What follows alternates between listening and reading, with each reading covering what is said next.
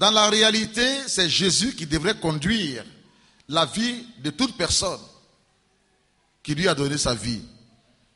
Mais est-ce que vraiment c'est Jésus qui conduit ta vie? Oh, qu'est-ce que Dieu voudrait conduire la vie de tous ceux qui vont à l'église? Mais quelque part, Dieu a du mal même à conduire notre vie. Parce que nous luttons avec lui. Jusqu'à présent, pas mal de chrétiens veulent conduire leur vie par eux-mêmes. Romains 8, verset 14. Car tous ceux qui sont conduits par l'Esprit de Dieu sont fils de Dieu. Comment est-ce que Dieu conduit la vie de ses enfants? C'est lorsqu'il leur donne son esprit, quand ils ont accepté le Seigneur Jésus. Et à partir de cet instant, le Saint-Esprit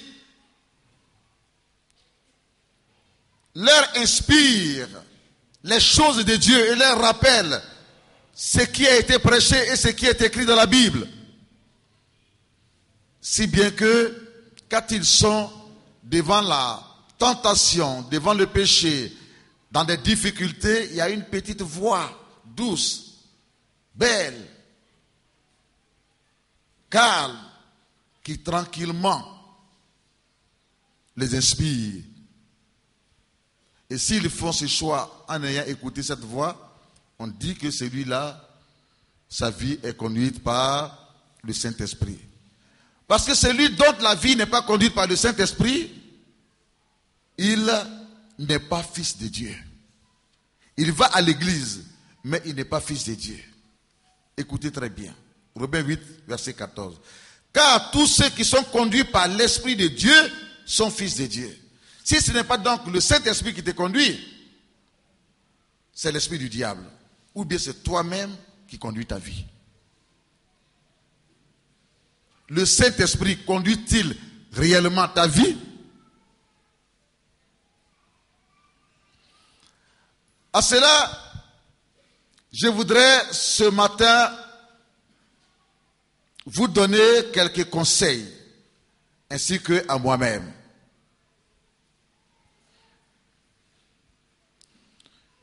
Ne vous laissez plus conduire par la colère.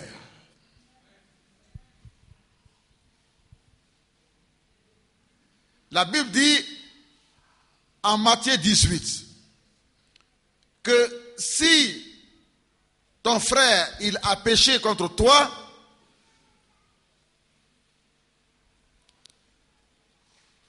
va vers lui et dis-lui que tu as péché contre moi. Ce que tu as fait n'est pas bon. Ne te mets pas en colère. S'il ne t'a pas écouté, prends un autre frère ou une autre sœur comme témoin et parle-lui. S'il ne t'a pas écouté et qu'il continue toujours de t'offenser, Dis-le au responsable de l'église. Le pasteur en sera informé. On l'appellera et on parlera de ses problèmes. Pourquoi toutes ces démarches? Mais tout simplement parce que Dieu ne veut pas que nous puissions nous mettre en colère du matin jusqu'au soir et voir dormir avec la colère. Parce que si tu gardes la colère dans ton cœur, c'est cette colère-là qui te conduira, bien que tu sois fils de Dieu, c'est cette colère qui te conduira. La colère donc provoquera des tensions en toi, des troubles et des querelles. C'est lui qui est en colère contre quelqu'un, contre sa femme, contre son mari, contre son prochain.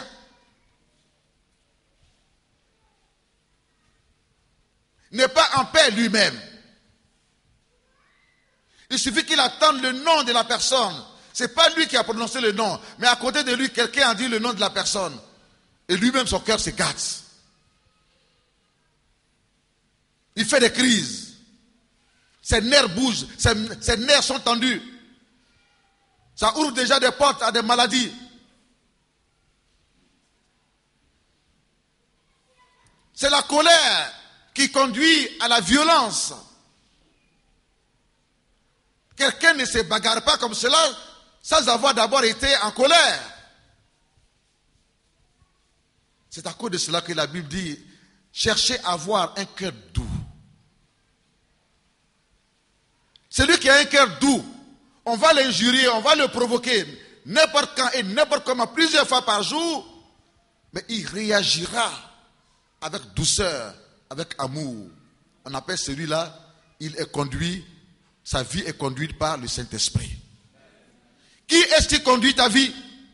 Il suffit qu'on marche un peu sur ton pied, qu'on te dise quelque chose, même quand c'est ton pasteur qui te parle, tu es tellement coléreux, tellement coléreuse, que tu ne reconnais plus l'autorité de Dieu. Tu hausses le ton, sans savoir que tu es en train de te punir, de te faire du mal. Tu hausses le ton contre ton papa. Tu hausses le ton contre ta mère. Qu'est-ce qui est en train de conduire ta vie? Ce n'est plus le Christ, ce n'est plus le Saint-Esprit. Qui est-ce qui conduit ta vie? C'est le diable au travers de la colère.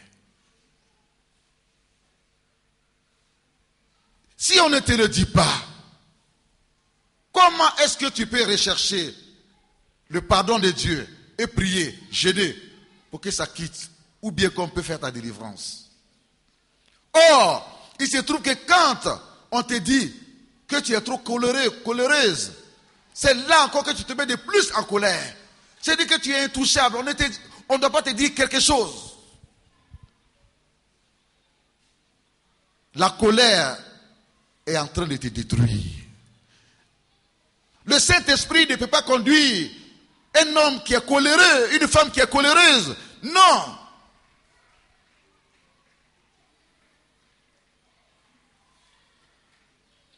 Parce qu'un coléreux, c'est un impoli, il est impoli, il est irrespectueux. Il pense régler tout par sa force, par la colère.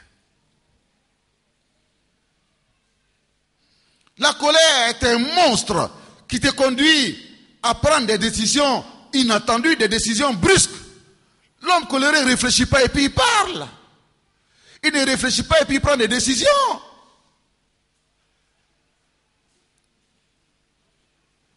J'étais allé voir un papa et puis dans sa maison du coup, il y a un enfant qui est en train d'injurier sa mère et qui voulait pratiquement même se battre avec sa mère.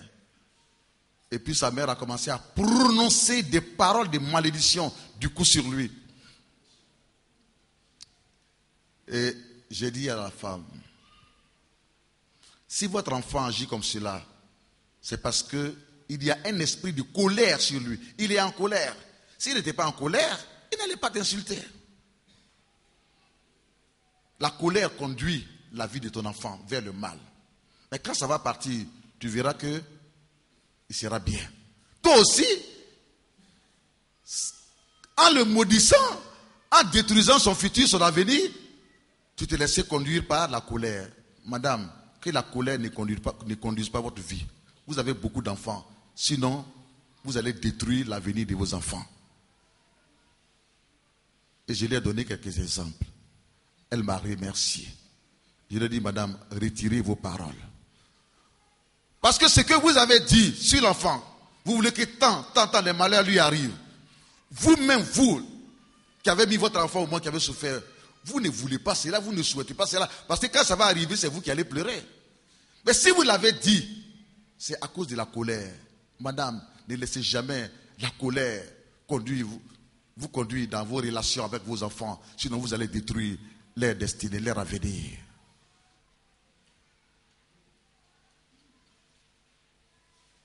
Elle a retiré ses paroles. Elle m'a dit merci. Elle m'a dit, non seulement aujourd'hui, mais je ne referai plus jamais cela. Alléluia. Alléluia.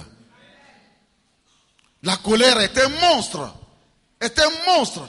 Quand quelqu'un est en colère, son visage change. Il devient comme un assassin, comme un criminel. On ne le reconnaît plus. Quand une belle femme se met en colère, elle devient comme un monstre. Elle devient comme un requin. Elle devient comme une baleine, comme un lion, comme une lionne. On ne reconnaît plus la personne. La personne devient tout à coup laide. C'est un monstre. Ça vous déforme. Ça vous dépeint. Si vous étiez clair, que vous avez l'habitude de vous mettre en colère, mais pendant que vous êtes en colère, vous devenez bleu. Vous perdez votre teint, vous êtes dépeint. N'en soyez pas fiers qu'on dise de vous que vous êtes coléreux, que vous êtes coléreuse. Qui est-ce qui conduit ta vie, tu es devenu chrétien? Dans ton foyer, ton mari n'a pas la paix, ta femme n'a pas la paix. À cause tout simplement de ce que tu ne veux pas être délivré de la colère. Tu ne veux pas qu'on te dise que tu es coléreux. Tu en es fier. La colère détruit tes relations. À cause de cela même, il est difficile d'avoir des amis. Hommes, des amis. Femmes, si tu es femme. Moi ici dans mon coin, je n'aime pas avoir des amis femmes. Non, nous devons tous avoir des amis. Tes amis femmes ne doivent pas être des hommes. C'est des femmes que tu dois avoir comme amis. Mais parce que tu es trop coléreux, tu détruis tes relations. On ne te marche pas un peu sur le pied. Mais tu vas où? Tu n'es pas mort dans le Christ. L'apôtre Paul dit que moi, Paul, je suis mort spirituellement. Si je vis, ce n'est plus moi qui vis, c'est le Christ qui vit en moi. J'ai adopté en moi le caractère de Christ. Le caractère de Christ, ce n'est pas la colère, ce n'est pas la violence. Le caractère de Christ, c'est l'amour, c'est la douceur. La colère est un monstre. Il faut prier pour que tu en sois en débarrassé. N'y prends pas plaisir, n'y continue pas avec cela. Regarde comment ça repousse tout le monde. Regarde comment tout le monde s'éloigne de toi.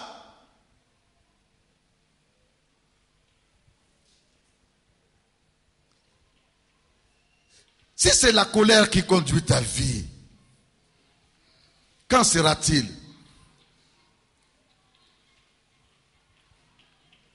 Tu seras toujours rancunier et rancunière. Éphésiens 4, le verset 26 nous dit: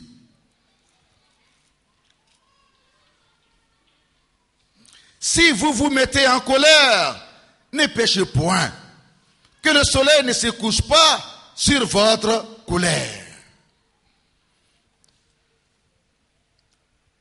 Si tu t'es mis en colère d'autre part, tu n'en peux plus, tu t'es mis en colère. Ne pêche pas. Ça va devenir péché que lorsque tu iras dormir avec cette colère. Écoutez le verset 27. Et ne donnez pas accès au diable. Quand tu iras dormir avec cette colère, pendant que tu n'as pas pardonné à la personne, et que tu es toujours fâché contre la personne, tu dormiras mal. Et tu donneras accès au diable et à ses agents. les méchants, ceux qui s'envolent, qui se transforment la nuit, comme des oiseaux et autres. Et ils verront que ton cœur est en colère, que tu es en colère contre quelqu'un. Alors ils viendront prendre ton âme et ils iront attaquer la personne. Parce que tu leur en as ouvert la porte en péchant. Quand tu t'es mis en colère, tu n'as pas péché. Mais c'est quand tu poses l'acte maintenant, tu donnes les coups de poing, tu casses tout, tu brises tout, tu injuries. C'est là qu'est le péché. Sinon, la colère, c'est l'expression d'un sentiment. Ce n'est pas encore le péché. Mais c'est ce qui va suivre qui est le péché. Pierre dit à Jésus, mais si mon frère, il a péché contre moi, mon frère, mon prochain ou mon ami, combien de fois je dois lui pardonner? Jésus dit, combien de fois tu dois lui pardonner? Il dit 7 fois. Jésus dit, mais moi je ne dis pas 7 fois. Mais je dis 77 fois 7. 77 fois 7. Mais qui peut pécher contre une seule personne dans la journée pendant 50 fois? Après, il faut attendre 77 fois. C'est pour dire que tu dois toujours pardonner. Le pardon n'a pas de limite. Que quelqu'un dise, la colère est un monstre qui détruit les relations, qui détruit la santé. Il faut s'en débarrasser. La colère te déforme.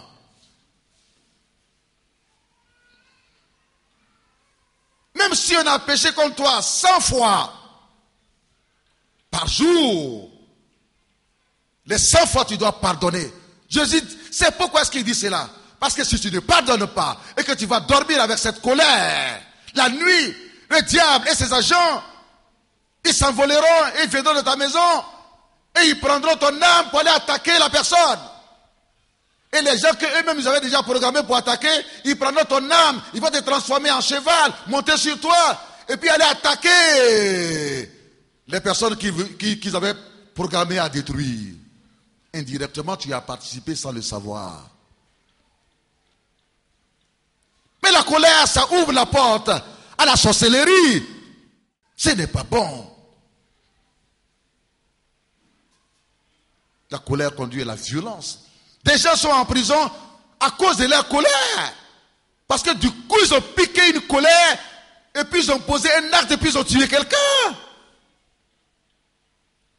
Et ils sont dans un regret infini là-bas en prison. Dans la ville. Toi, tu as sur ton dos, on dit de toi que tu as tué quelqu'un. Et c'est une bonne chose. L'homme que Dieu il a créé. Toi, tu mets fin à la vie de cette personne. Il n'y a que Dieu seul qui peut mettre fin à la vie de quelqu'un. Quelqu'un dit Amen. Tu n'as pas le droit de mettre fin à la vie de quelqu'un. Mais que sera-t-il de ta vie alors sur la terre et dans l'éternité? Tu passeras ton temps non seulement en prison, mais tu passeras tout ton temps en enfer dans l'éternité, tout ton temps en enfer.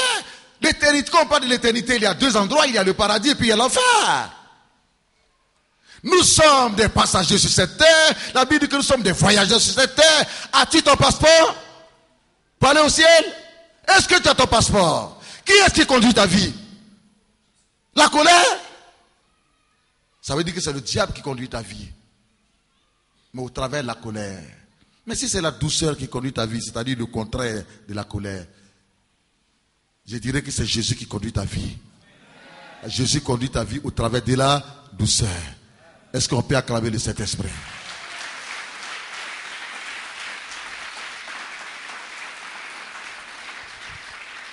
N'ayez pas honte. N'ayez pas honte.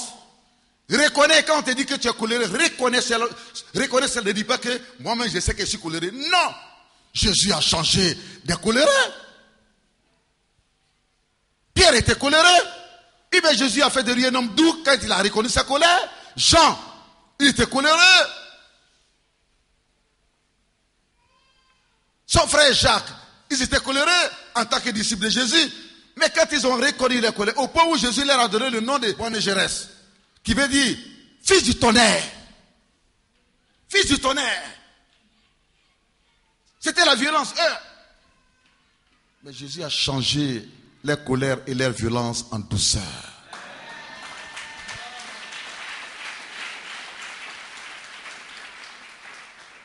Ne suis pas Jésus avec la colère.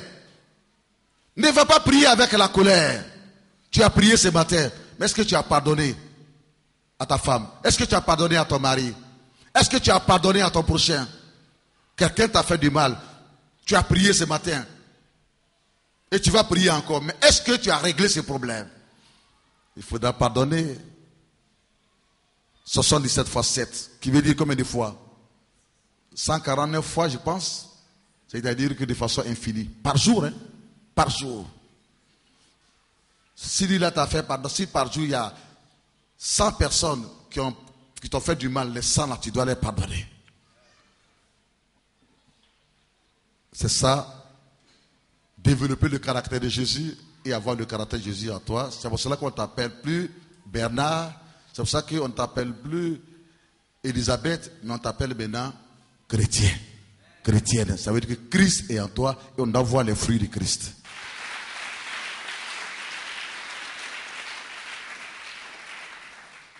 La colère est un monstre qui conduit aux rancunes. Ne laissez pas les rancunes conduire votre vie. Ne laissez pas les rancunes conduire votre vie. Parce que les rancunes vous font du mal à vous, plus qu'à votre prochain, plus qu'à votre ennemi. C'est lui contre qui vous avez gardé les rancunes. Vous êtes mis en colère et vous ne voulez pas pardonner.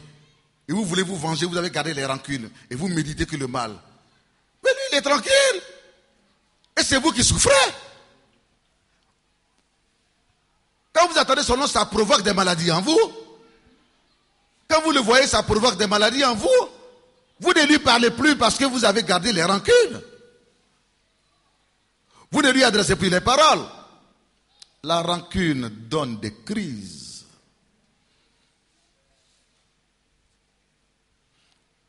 Les rancunes rendent malade. Ça vous rend nerveux, ça vous rend nerveux. Ça crée en vous l'amertume, ça vous rend amer, ça crée en vous l'amertume. 1 Jean 3, versets 13 à 15. 1 Jean 3, versets 13 à 15. Ne vous étonnez pas, frères, si le monde vous hait. Nous savons que nous sommes passés de la mort à la vie parce que nous aimons les frères. Celui qui n'aime pas demeure dans la mort. Si tu n'aimes pas ton prochain, Jésus dit tu es encore dans la mort. Tu es encore dans la mort. Il dit dans le verset 13 que nous savons que ne vous étonnez pas, frères, si le monde vous hait. C'est-à-dire que les gens du monde, ils n'ont pas de règles bibliques. Ils ne marchent pas selon les règles bibliques, selon les principes bibliques. Ils marchent selon les mœurs, selon la tradition de leur ethnie, de leur peuple, et ainsi de suite. Soit c'est œil dent pour dent. Et si eux, ils ont de la haine vis-à-vis de vous, enfants de Dieu, ce n'est pas pour cela que vous allez garder les rancunes contre eux. Eux, ils sont dans le monde. Mais nous savons que nous sommes passés de la mort à la vie parce que nous aimons les frères. Mais, attention, celui qui n'aime pas son frère demeure dans la mort. Si c'est les rancunes, la haine qui conduisent sa vie, tu es dans la mort encore, tu es encore dans les ténèbres. À l'intérieur de toi est noir, même si tu es la personne la plus claire en Côte d'Ivoire. À l'intérieur de toi, c'est les ténèbres, c'est l'obscurité. Parce que haïr, avoir des rancunes, veut dire que tu souhaites la mort de quelqu'un. Dans ce cas, tu es un agent de la mort. Si la personne est malade, tu es content que la personne soit malade.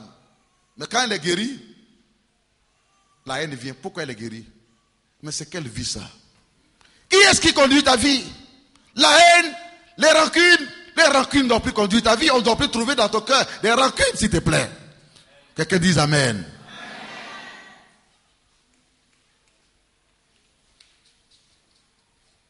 verset 15. Quiconque est son frère est un meurtrier. Quiconque a des rancunes qui dort avec ça et qui est son frère, la Bible dit que c'est un criminel, c'est un assassin. Et vous savez qu'aucun meurtrier n'a la vie éternelle demeurant en lui. Ça veut dire quoi?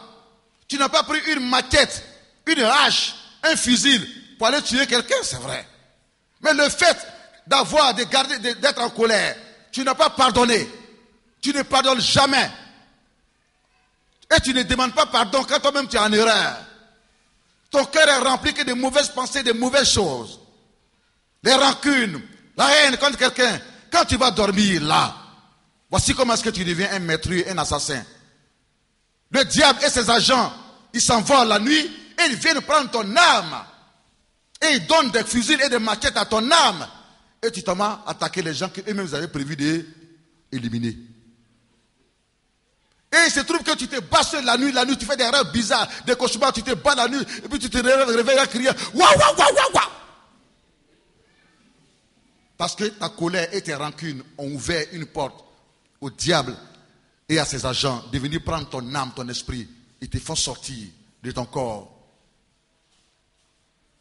Et ils t'envoient sur le terrain de destruction. Ils utilisent toi. Et on ne les voit pas. Et c'est toi que les gens voient. Et eux, on ne les voit pas.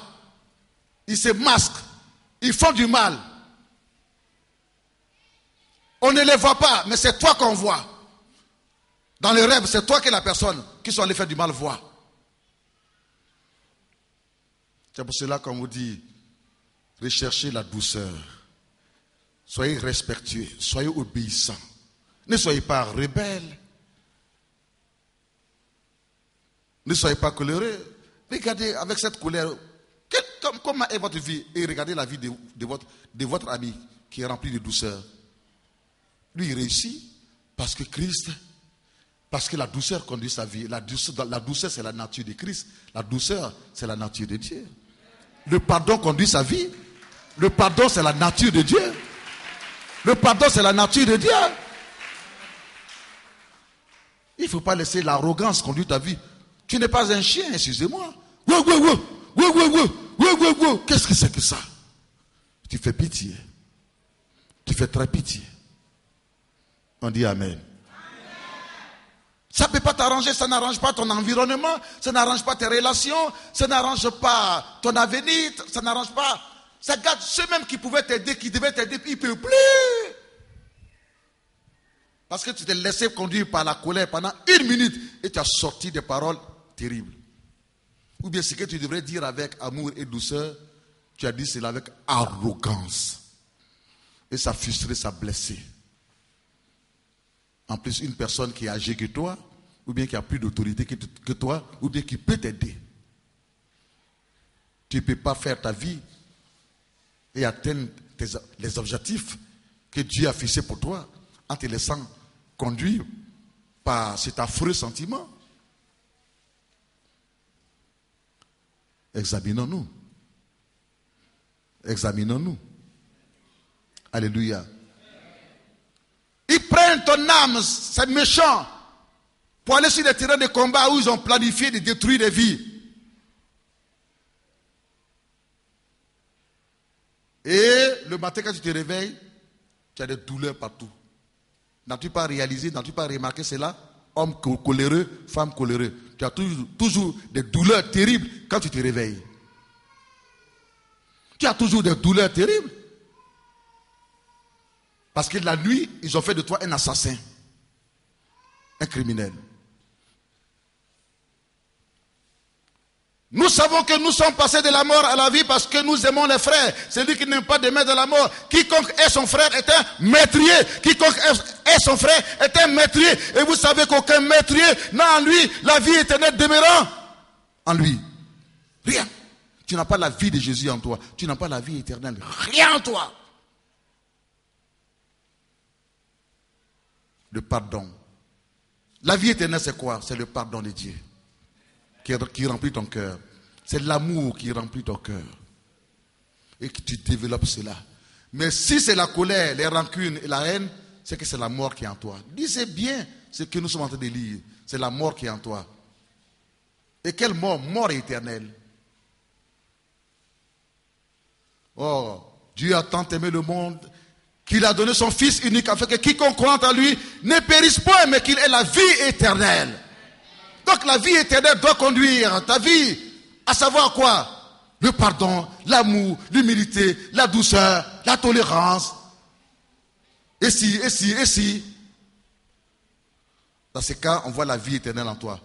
Mais quand c'est l'arrogance, les bagarres, coups de poing, agressivité, colère, haine, rancune, c'est que c'est la mort qui conduit ta vie. Et où elle te conduira? À la mort éternelle. Il y a deux endroits. Où tu vas au paradis, ou tu vas dans l'enfer. Au paradis, tu vivras éternellement. On ne parlera plus de mort. C'est-à-dire que tu es là-bas pour vivre éternellement. Et c'est ici sur la terre on prend le passeport. Mais en enfer, tu ne meurs pas aussi. Tu es dans le feu. Tu ne meurs pas. En enfer, tu ne meurs pas. Mais tu es là-bas, le feu te brûle éternellement. Éternellement. Il n'y a pas quelqu'un qui va te sortir de cette prison. Tu as un choix à faire. Et c'est ici sur la terre que ça se passe.